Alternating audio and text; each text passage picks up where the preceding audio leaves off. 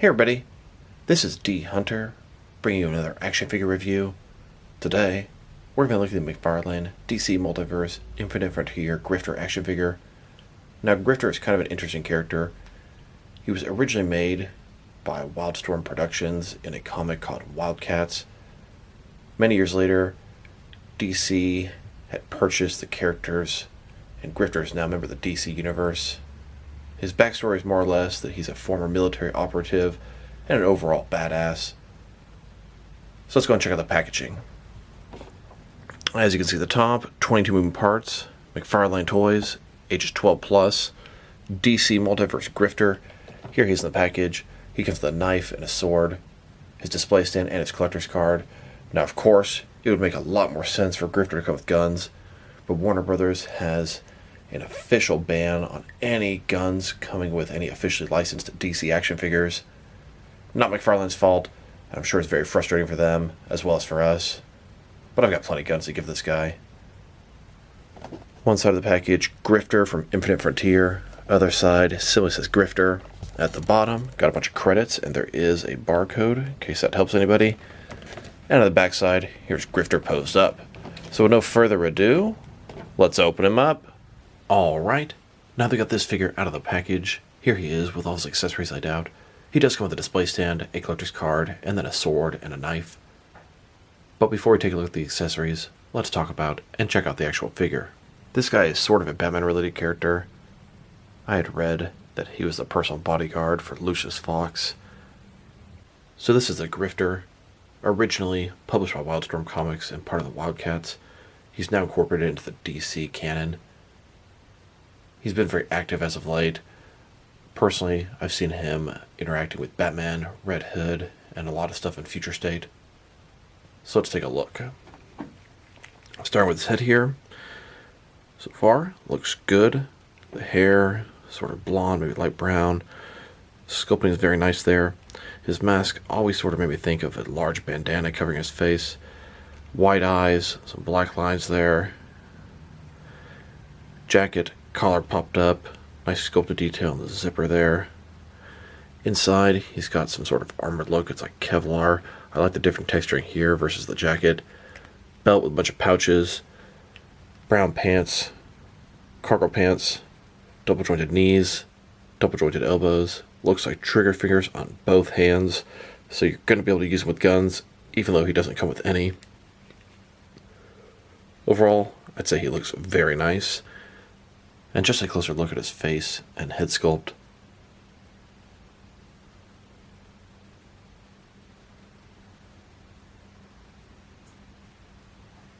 A brand new character for the modern DC Comics in his regular standard look.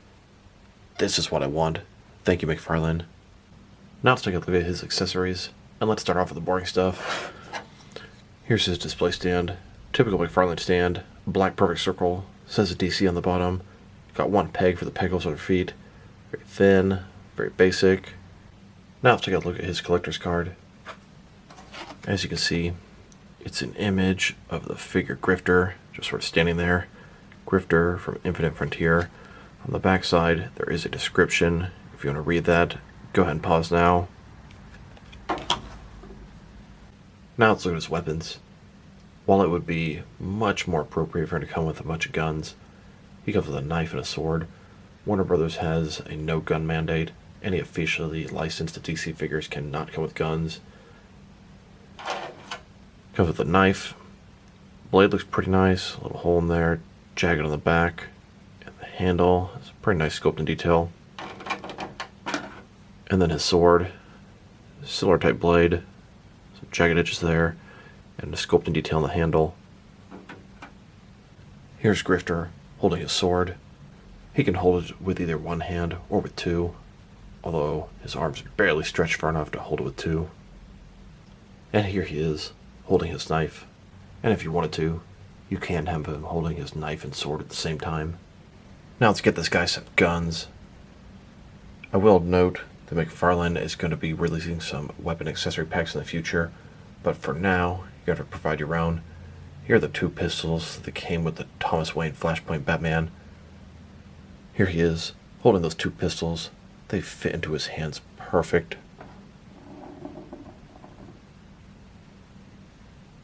And here are a couple of submachine guns that came with the NECA Arkham City Harley Quinn. And here he is holding the two submachine guns. Fit in his hands pretty nicely. His arms don't really go any closer together to have them both pointed in front of him. Now they've taken a pretty good look at the figure, his accessories, and some other accessories you can use to enhance this guy. Now let's check out his height. From bottom to the top of his head, he's standing at about 6.9 inches tall, which is going to translate to about 17.5 centimeters. Now let's check out his articulation. Starting with his head here. Of course, it can rotate from side to side, a little bit obstructed from the jacket. Can look up about that far, down about that far, not too much there. Can tilt his head from one side to the other, giving him a good amount of personality. Shoulders, ball joints, goes up about 90 degrees, up, down, around, all that good stuff. Does have that McFarlane butterfly joint between shoulder and chest area, although kind of hard to show it off with the jacket. He's got bicep cut below that.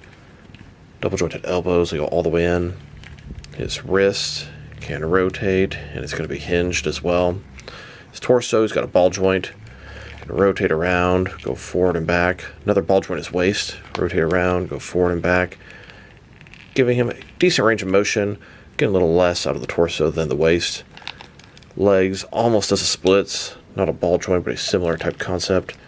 Rotation is pretty minimal. Legs go forward about that far. Back about that much. Double jointed knees. Now, I feel like he should have a boot cut, but he doesn't. I mean, there's like a sort of line here, almost like it's two separate pieces attached together. Ankles go forward and back. Rotate, there's a cut up here. Tilt, rock. He also has toe articulation.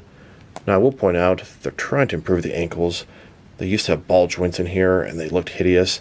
This is a lot more streamlined. The cut is right above my fingernail there. So there's like two separate joints now. Here's Lucius Fox at Wayne Enterprises.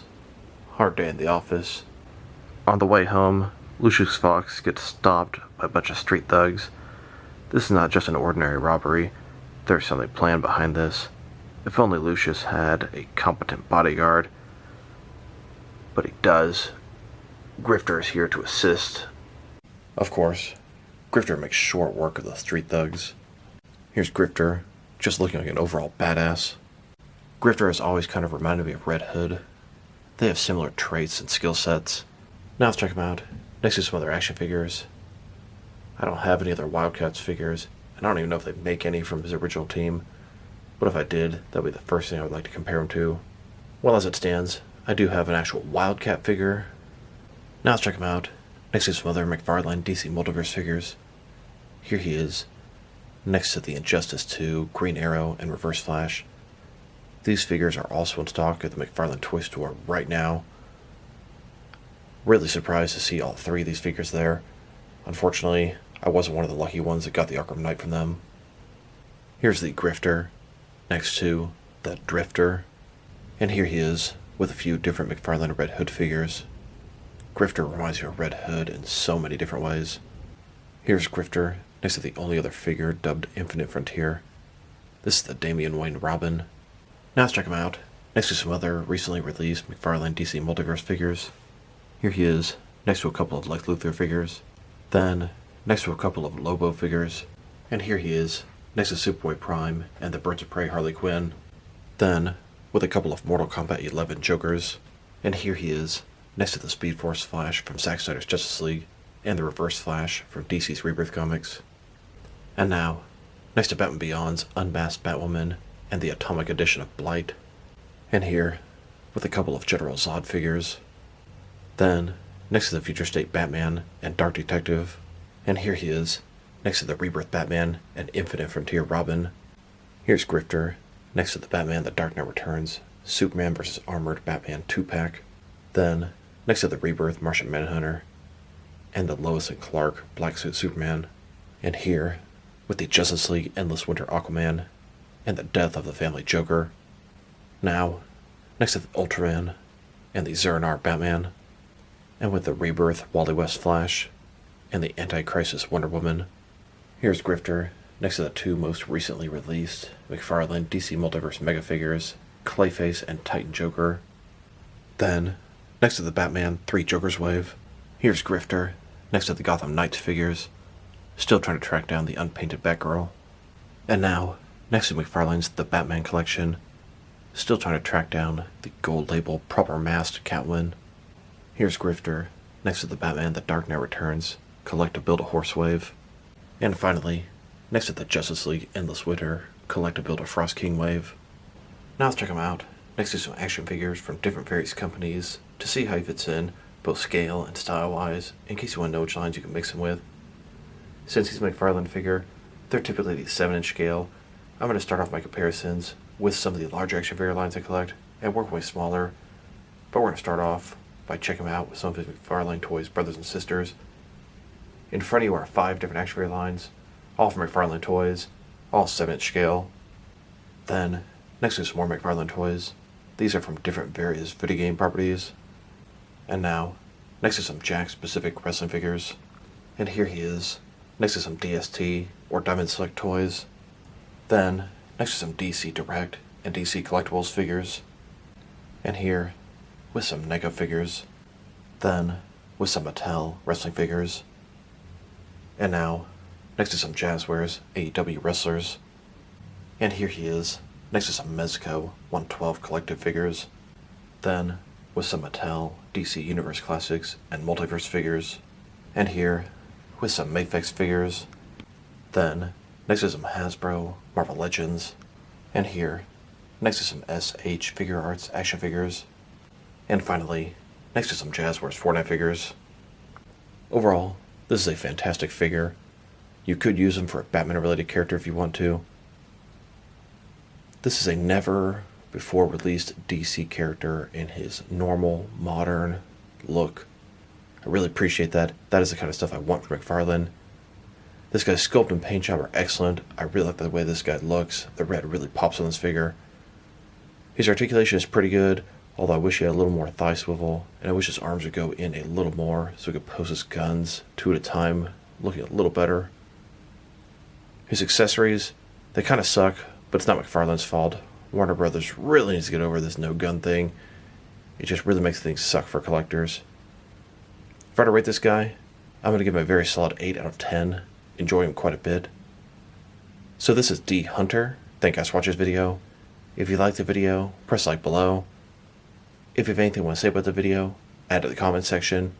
If you want to see additional action figure reviews from me, press subscribe. I do appreciate when you do that. Once again, this is D Hunter. Thank you guys for watching this video, and I will talk to you guys real soon.